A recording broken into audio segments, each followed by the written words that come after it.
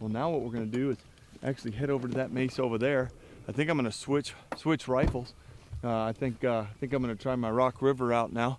A Savage smoked one this morning, and now I'm gonna try and get one with my Rock River 223. But we're gonna set up over there. I've heard a couple different groups over there howling, so we'll give it a shot.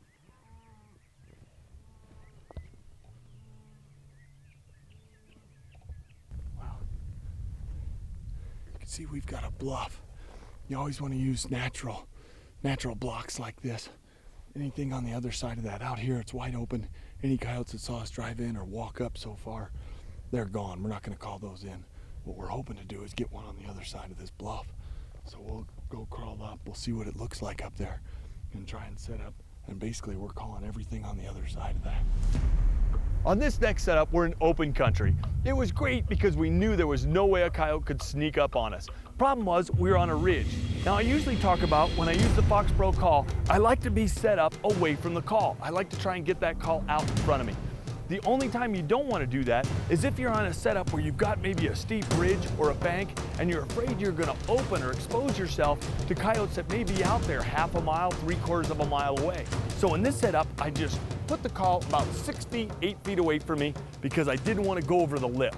I got set up and I switched it up and I started with the wounded pup in distress. That pup in distress call will bring them running in and mad. Well, this coyote was convinced there was a pup that was in distress and it was coming to kill it. This coyote's beelining at us and I'm taking my time. I've got the scope on him.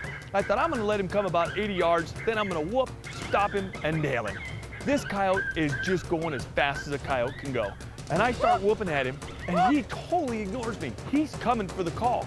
Watch this frame by frame in slow motion as this coyote comes up 6 to 8 feet away from me. If I would have let him come, he probably would have bit the Fox Pro call. I've got the Rock River, I'm on him. The problem was I was set up on a little ridge. And just because you can see him in the scope doesn't necessarily mean that your bullet has got a clear path.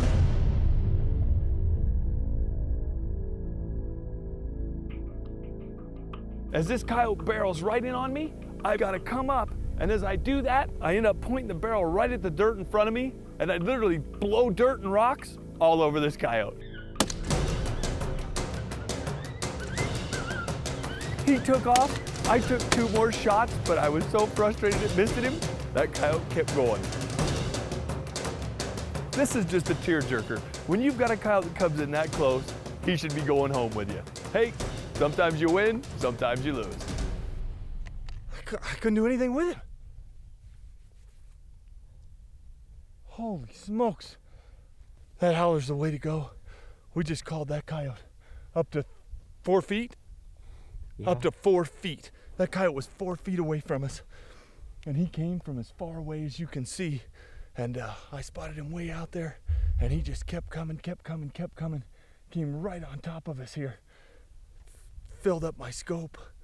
Man, that just kills me. We had that dog right here. I tried to stop him. You could hear me whooping at him. And that's the advantage. You got to realize when you're using these Fox Pro calls, you'll have these coyotes in your lap. That was unbelievable. Unbelievable. I wish I could blame that on something, but that was just a sheer case of, holy cow, the coyote's in our lap. Nice job. That was unbelievable. You got all that on video? Oh yeah, he's right there. Pan all the way back. Were you getting worried? I had to shoot him in self-defense. I mean, it was like, ah.